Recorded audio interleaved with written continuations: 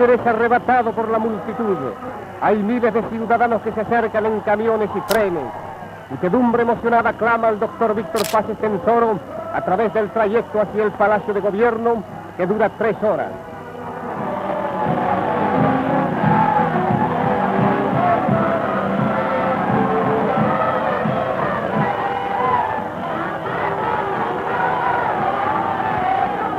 Hombres, mujeres y niños agitan banderas en un gesto compacto de júbilo. El espectáculo es maravilloso.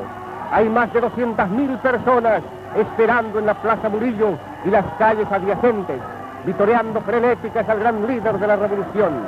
Carteles alusivos a la revolución y retratos de sus conductores son llevados en alto por los revolucionarios.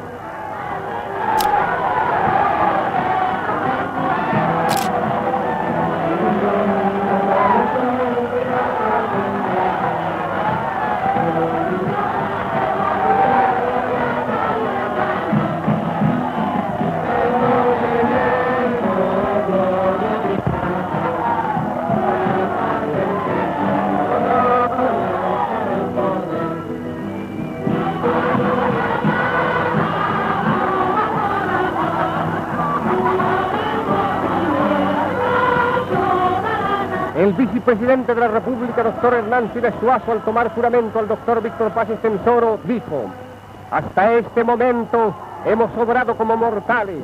De aquí en adelante que Dios nos ilumine. El presidente constitucional manifestó: mi gobierno pondrá toda la fuerza que le otorga la ley en defensa de las clases trabajadoras del país, porque estas constituyen la razón del ser del movimiento nacionalista revolucionario. Nos han dejado un país exterminado y con una situación económica que es caótica, pero forjaremos un resurgimiento porque llegamos al poder no por ambiciones personales, sino para servir al pueblo.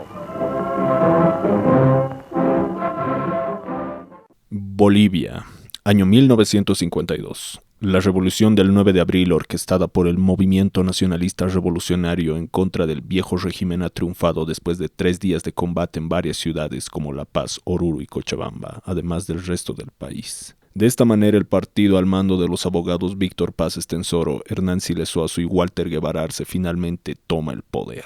El MNR llega al poder prometiendo poner fin a la vieja oligarquía minera que ha abusado de la clase obrera hasta puntos casi inhumanos. Seguir con los ideales del expresidente inmolado Gualberto Villarroel y otorgar el derecho al voto universal a mujeres y campesinos, y finalmente acabar con el pongueaje y los dueños de varias haciendas que tanto han abusado de los campesinos. Antes de empezar a realizar todo lo que había prometido, Paz Estenssoro visita varios centros mineros para celebrar con los dirigentes de lo que iba a convertirse en la Central Obrera Boliviana, y estos, al ver finalmente al hombre de la revolución en persona, no hacen más que ovacionarlo y jurarle apoyo incondicional. En Oruro, el gran pueblo y valeroso luchador de la Magna Gesta, masas de mineros delirantes conducen en hombros al presidente Paz Estenssoro.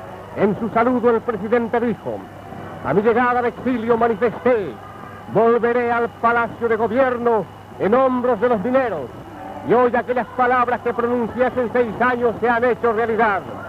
Ha llegado victorioso el momento histórico de la nacionalidad. Los pueblos de Bolivia levantan la frente quemada antes por la opresión. Llegó la hora de la justicia, del trabajo y de la paz. Las tormentas se van y renace un nuevo día para nosotros, porque tenemos fe en Bolivia redimida. Y así, con el apoyo de la clase media y prácticamente todos los mineros de la región altiplánica de Bolivia, Paz Estenssoro daba inicio al gobierno de la Revolución Nacional.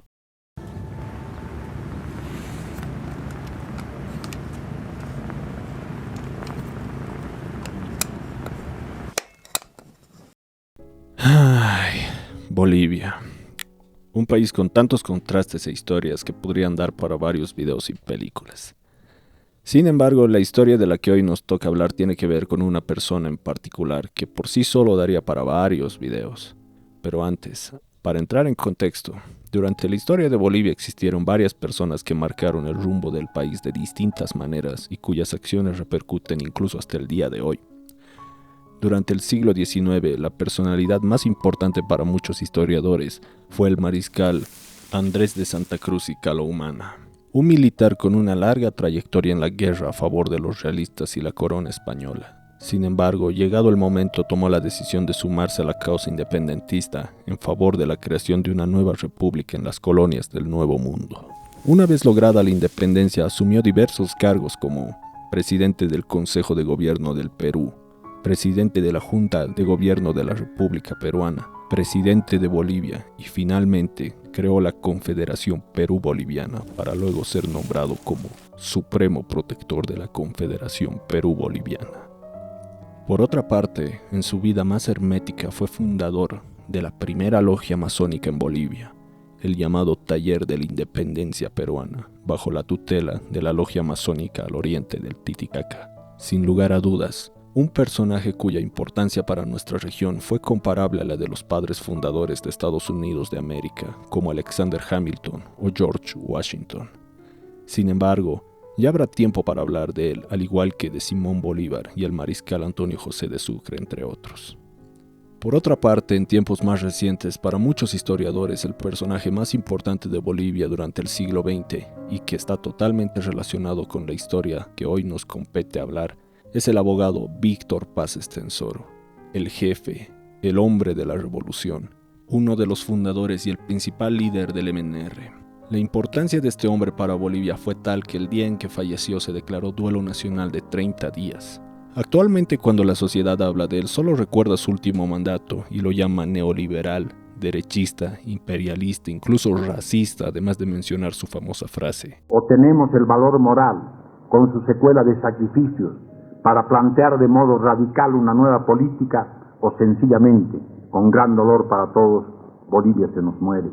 Sin embargo, la realidad sobre él dista mucho de la perspectiva actual, y es que antes de que Paz Estenssoro iniciara la llamada época neoliberal con su cuarto y último mandato, él y su partido, el MNR, estaban muy ligados al proletariado minero y campesino, además de las clases obreras del país.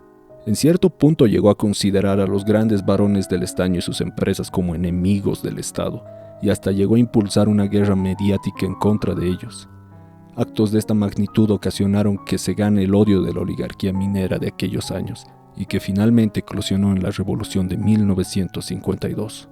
La nacionalización de las minas es una medida básica. El pueblo de Bolivia dependía en su vida íntegra, en lo económico, en lo cultural, en lo político de la voluntad de tres personas: Patiño, Aramayo y Hochschild, quienes eran los dueños absolutos de toda Bolivia y de todos los bolivianos. Esto no podía subsistir, no tenía justificativo ninguno y tenía que liquidarse. La única manera de liquidar era echando para siempre a Patiño, Aramayo y Hochschild. Ese es el valor de la nacionalización de las minas. Cualquier dificultad, cualquier consecuencia desfavorable que haya podido tener esa medida es poca. El precio más elevado que pudiéramos haber pagado por la nacionalización de las minas era un precio reducido para la libertad de todo un pueblo. También era considerado por muchos como un político de izquierda revolucionaria y hasta un comunista extremista por sus más acérrimos detractores. La verdad es que el Víctor Paz Estenssoro que instauró el gobierno de la Revolución Nacional fue muy distinto al Víctor Paz Estenssoro que inició el modelo neoliberal. Además que la historia de sus primeros mandatos son más parecidos al de los mandatarios de izquierda de la vieja Europa, como Joseph Stalin o el propio Adolf Hitler. No por nada en 1941 se llegó a acusarlos de ser fascistas y estar ligados al Partido Nacional Socialista, a través del escándalo del putsch nazi.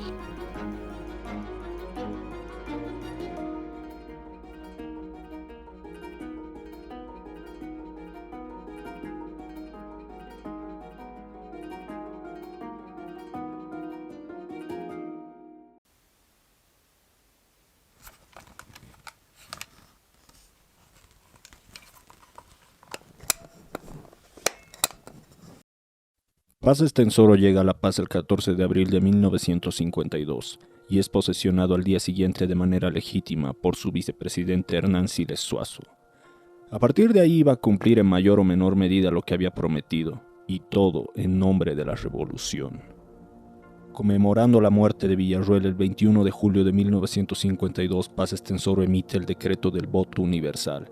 Con esto permite que mujeres y campesinos ahora puedan involucrarse en la política nacional a través del voto y posteriormente lleguen a postularse a cargos públicos. una de las iniciativas más anheladas del presidente inmolado Gualberto Villarroel mientras aún estaba con vida. Posteriormente, el 31 de octubre de 1952 nacionaliza las minas y cogobierna con la Central Obrera Boliviana al mando de Juan Lechín Oquendo, dándole un golpe de manera contundente a la oligarquía minera. Con esto se pretendía lograr una independencia económica de Bolivia y dar todo el poder al Estado. Después de esto, el 80% de las exportaciones mineras eran controladas por el Estado.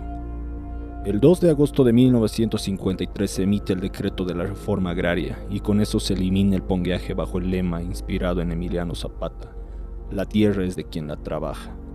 Acto seguido, muchos dueños de haciendas que abusaron de campesinos son perseguidos y hasta asesinados por dichos campesinos. De esta manera empieza una migración hacia las ciudades por parte de los ex dueños de haciendas que ahora no tienen nada en el campo. La revolución cambió los cimientos de Bolivia para siempre, y sus consecuencias tanto económicas como sociales son un tema que daría para varios videos. Sin embargo, esto no alegró a todos por igual, ya que los principales afectados por las nuevas medidas tomadas por el gobierno de la Revolución Nacional fueron principalmente las clases altas y la burguesía, así como la vieja rosca minera. Estos viejos oligarcas de aquellos años encontraron refugio en un nuevo partido que en su momento había conspirado con el MNR para iniciar la revolución del 52. Este partido fue la Falange Socialista Boliviana, al mando de distintos pensadores de tendencia de izquierda nacionalista y conservadora, además de profundas convicciones cristianas que podían ser fácilmente confundidas con la democracia cristiana, pero con una tendencia totalitaria. Debido a estos valores conservadores, la oligarquía liberal y republicana terminó por unirse a ellos y a conspirar activamente contra Paz Estenssoro y su gobierno. El jefe nacional de dicho partido fue el abogado Óscar Únzaga de la Vega. Él y su partido sufrieron de una de las persecuciones más grandes en la historia de Bolivia. La historia de la Falange, además de su jefe y fundador, son temas que podrían dar para varios videos. Sin embargo, eso será para otro día. La Falange en un inicio comenzó como un partido bastante parecido al MNR, y de hecho ambos partidos llegaron a aliarse más de una vez. Ambos pregonaban ideas nacionalistas y hasta totalitarias. Sin embargo, el nacionalismo del FCB provenía de la Falange española de José Antonio Primo de Rivera, mientras que el nacionalismo del MNR provenía del Partido Nacional Socialista Alemán de Adolf Hitler. Como mencionaba antes, la Falange llegó a aliarse con el MNR a pesar de sus discrepancias. De hecho, en 1971 se aliaron con el por entonces coronel Hugo Banzer Suárez para dar el golpe de Estado contra el general Juan José Torres González. Sin embargo, esto es adelantarse mucho en nuestra historia. Volviendo al 1952, la primera vez que la Falange y el MNR estuvieron muy cerca de aliarse por completo fue para iniciar la revolución del 52. Por un lado, se decía que varios sectores del ejército y de la Policía Nacional se habían aliado con la FCB para dar inicio a la revolución, mientras que por el otro lado se decía que el MNR se había aliado con los mineros y los carabineros para iniciar la revuelta. La pieza clave que permitió que el MNR gane la revolución fue el general Antonio Seleme, que ocupaba el cargo de ministro de Gobierno, Justicia e Inmigración del presidente Hugo Vallivian. Este militar conspiró activamente con la FCB y el MNR al mismo tiempo. Sin embargo, Óscar Únzaga tardó en responder al general Seleme, por lo que éste decidió aliarse con el MNR por completo. Por aquel entonces, Víctor Paz Estenssoro se encontraba exiliado en Argentina, bajo el cuidado del general Domingo Perón, y el principal hombre al mando del MNR en Bolivia y que conspiraba con el general Seleme era el abogado Hernán Siles Suazo. Se dice que varias horas antes de iniciar la revolución, Hernán Siles Suazo se reunió con Óscar Únzaga de la Vega para concretar una alianza entre ambos para dar el golpe. Sin embargo, Únzaga rechazó la oferta y canceló a último minuto los planes que tenía para dar otro golpe con su partido en contra del gobierno de Hugo Vallivian. De esta manera, la participación del FCB en la revolución del 52 fue prácticamente inexistente y el MNR terminó siendo el gran vencedor de la contienda. De esta manera, la Falange se convirtió en el principal partido de oposición durante aquellos años en Bolivia, y posteriormente empezaron a criticar de manera muy agresiva las medidas tomadas por el gobierno de la Revolución Nacional. Mientras tanto, el MNR se aliaba con varios sectores obreros y de izquierda para constituir su gabinete. Uno de los más grandes ejemplos de esto fue Juan Lechín Oquendo, que fue nombrado como ministro de Minas y Petróleo por el gobierno de la Revolución. Juan Lechín también promovió la creación de la Central Obrera Boliviana para luego ser nombrado como su secretario ejecutivo. Como ya mencioné antes, la COPCO gobernó con el MNR, y esto solo se logró con ayuda de Juan Lechín Oquendo. Esto llamó la atención de Unzaga, ya que Juan Lechín llegó a ser militante activo del Partido Obrero Revolucionario de Guillermo Lora, y de hecho hasta se sabe que eran amigos muy cercanos.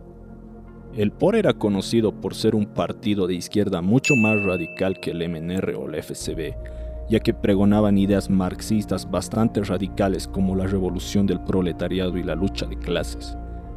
El hecho de que Juan Lechín Oquendo haya sido militante del POR y además miembro del gobierno de la Revolución Nacional ocasionó que Óscar Unzaga acusara al MNR y al POR de tener una alianza secreta. A su vez, muchos sectores dentro del FCB alegaban que la alianza entre el MNR y el POR demostraba que Paz Estenssoro era un comunista declarado. También hay que recordar que la nacionalización de las minas y la reforma agraria fueron un golpe muy duro a la vieja oligarquía y las clases altas. Pausa. ¿El MNR tuvo una alianza con el POR? Pues la respuesta a esta pregunta es más complicada de lo que la gente piensa. Así que la responderé en su debido momento cuando les cuente la historia del gobierno de la Revolución Nacional y sus consecuencias. Pero si quieren una respuesta breve, les digo que sí y no. Sigamos.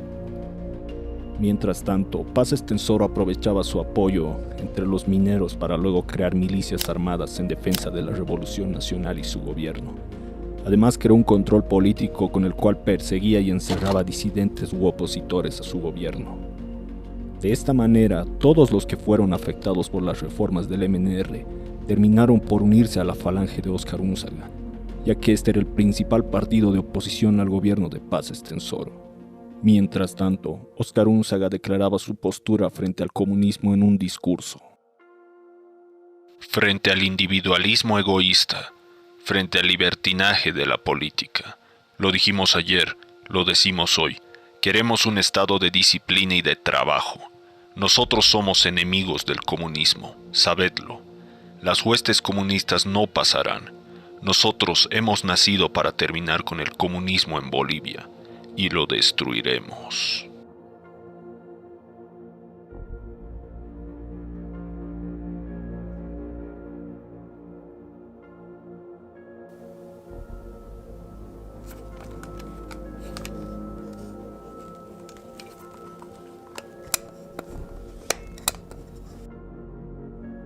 Óscar Unzaga de la Vega finalmente decide que el FCB debe iniciar una guerra en contra del MNR por sus claras tendencias comunistas, mientras que Paz Estenssoro y el MNR niegan serlo y tacha a la falange de antipatrias y contrarrevolucionarios. En consecuencia, los partidarios de la falange inician sus primeras acciones en contra del gobierno repartiendo propaganda subversiva. En un principio, las personas que publicaban estos boletines en contra del gobierno no tenían muchos problemas en caso de que la policía los detuviese. Sin embargo, esto fue cambiando poco a poco.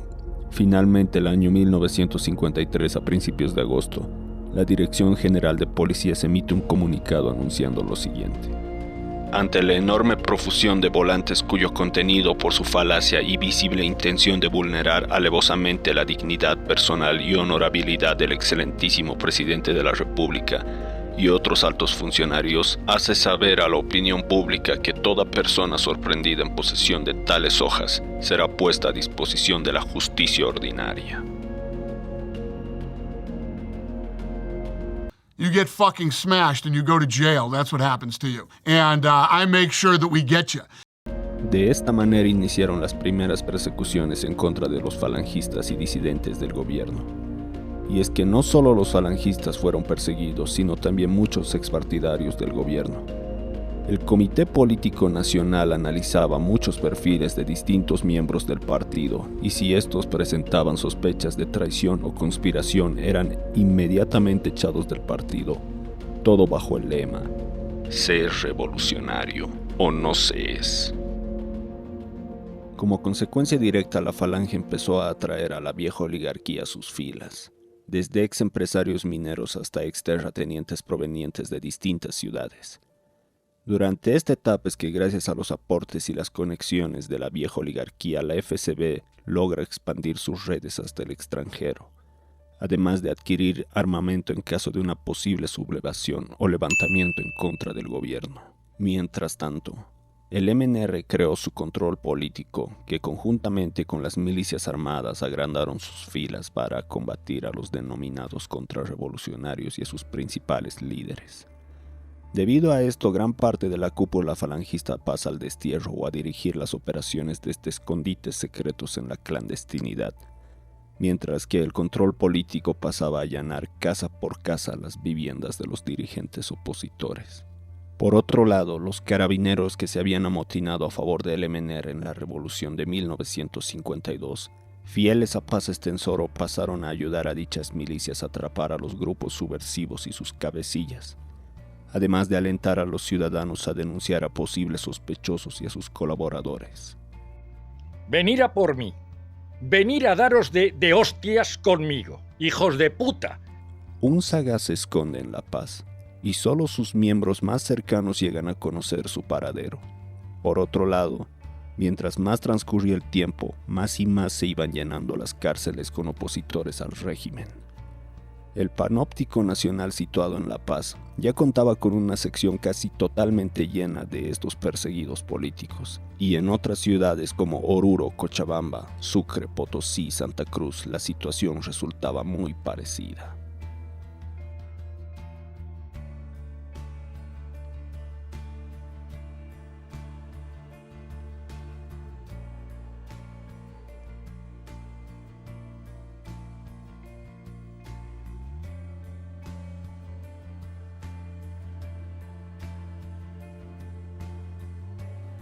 Debido al gran número de presos políticos en las diferentes cárceles y al gran número de exiliados que retornaban al país por medios clandestinos a través de la frontera del Perú, por las localidades de Piquina, Copacabana y Batallas, entre otras, Paz Estenssoro recurre a una medida que otros gobiernos ya habían planteado en el pasado, solo que en menor escala. El gobierno de Gualberto Villarroel en su momento ordenó la creación de la cárcel de Coatí, una cárcel situada en la isla de la Luna en medio del lago Titicaca, bastante inhóspita y con ruinas ancestrales de la cultura ya extinta de los incas. Algunos alegan que en realidad los que crearon esta cárcel fueron miembros de Radepa y el MNR, entre ellos Paz Estenssoro en 1944. Desde hace mucho tiempo atrás ya se conocía la existencia de la isla, pero no se la usaba como una cárcel para presos políticos. Esta medida fue iniciada por el gobierno de Villarroel y los siguientes gobiernos la siguieron usando hasta las épocas de Banzer.